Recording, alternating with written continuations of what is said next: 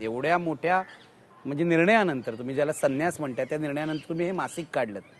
मिळून साऱ्या जणी आणि स्त्री याच्यातला बदल ते वाचणाऱ्यांना ताबडतोब कळतो, जो फरक आहे. काय कल्पना होती की आपल्याला स्त्री काढायचं नाहीये, पण मिळून साऱ्या जणीच काढायचंय? काय कल्पना होती? कार्यकर्ता आणि पत्रकारिता या दोन गोष्टी एकत्र आणणारं आपल्याला काहीतरी करता यावं, ही माझी भूमिका होती. तुम्ही काय लोकांकडून पैसे गोळा केले? हो, मला स्त्रीमधल्या गुडविलचा पुन्हा एवढा फायदा झाला. त्या काळामध्ये मी अक्षरशः शेकड्याने हस्तलिखित पत्र पाठवली आणि लोकांना लिहिलं की मला असं असं मासिक काढायचं आहे.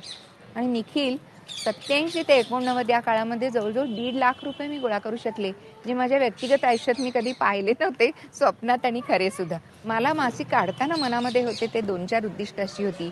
पहिलं म्हणजे स्त्रियांसाठी एक अवकाश निर्माण करणे, जो कुठेच नाही आहे. म्हणजे हे स्त्रियांचं मासिक असेल, ते बायकी नसेल, पण तिथे स्त्रियांना अवकाश असेल. दुसरी महत्त्वाची गोष्ट की चळवळीतल्या स्त्री पुरुषांना स्त्री पुरुष समता कळते, पण चळवळीत थोडे लोक आहेत आणि बाहेर खूप आहेत. त्या बाहेरच्या लोकांपर्यंत स्त्री पुरुष समतेचा विचार पोचवला जावा. तिसरी महत्त्वाची गोष्ट की हे साहित्यिक मासिक नाही आहे, हे सामाजिक मासिक आहे. त्यात उत्तम साहित्य येईल, पण तर ते मासिक सामाजिकच आहे.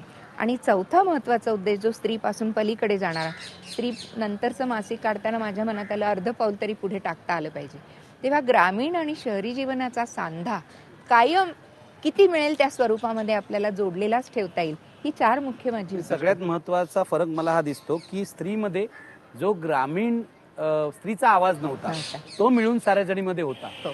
हा बदल तुम्ही काय म्हणून केला? त्याला एक आणखी महत्त्वाचं कारण घडलं. स्त्री मासिक सोडल्यावर आणि घर सोडल्यावर उपजीविकेचं साधन खूप आवश्यक होतं.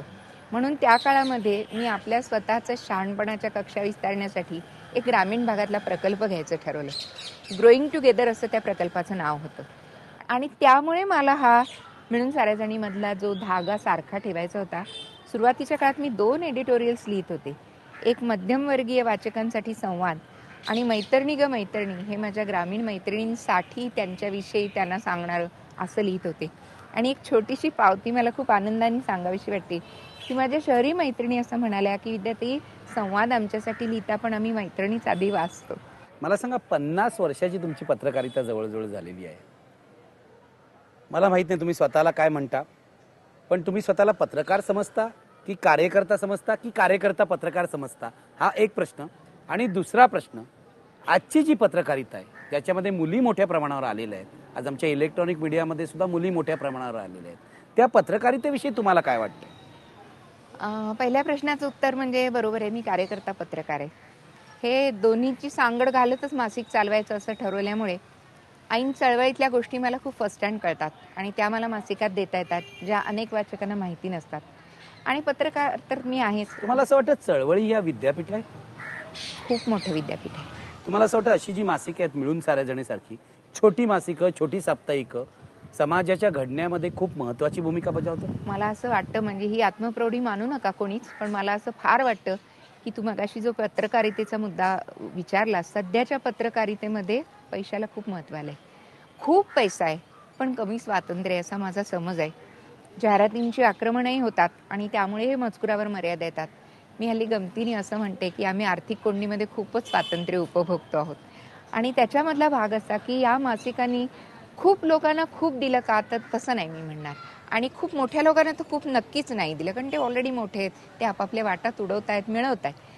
पण तळ्यात का मळ्यात करणाऱ्या मध्यम वर्गामधल्या अनेक स्त्रिया आजही असं मला पत्रातून कळवून म्हणतात की आम्हाला हे मासिक मिळाल्याने आम्हाला एक आधार मिळालाय. पण मला सांगा, पैशापाठी आणि संधीपाठी पळणाऱ्या आजच्या पत्रकारांना काय सांगाल तुम्ही?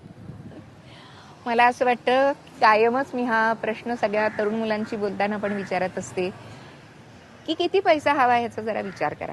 तो आकड्यात नाही सांगतायत, पण एवढ्या किमान गरजा थांबल्या की मला पैसा मिळवणं पुरेस आहे असं तुम्ही म्हणणार आहात का? तुमची हावपट वाढत जाणार आणि त्याच्यासाठी पैसे पण जास्त मिळावेत म्हणून तुम्ही पळत सुटणार. शेवटी आजच्या मुलींना आणि आजच्या मुलांना सुद्धा तुम्ही काय सांगाल?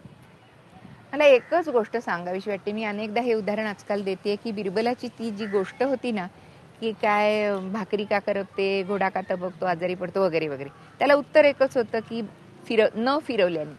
तसं मला वाटतं आजचे आपले अनेक प्रश्न, आपण मनुष्य प्राणी म्हणून जन्माला येतो, पण माणसासारखं जगत नाही.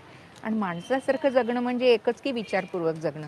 हे जर आजचे मुलं मुली करायला लागले, विचार करायचा आणि तो पुन्हा तपासून बघायचा, नाहीतर आपला विचार आपल्याला नेहमीच थोर वाटू शकतो, तेव्हा तो विचार तपासत पुढे गेलं तर पुष्कळ अरिष्ट टळतील असं मला वाटतं.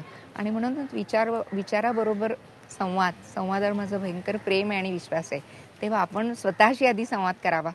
आपल्याबरोबरच्या गटातल्या समविचारी आणि सम न विचारी पण माणसांची बरोबर बोलून सोलून विचार तपासून घ्यावा आणि मग त्या दिशेने चालावं.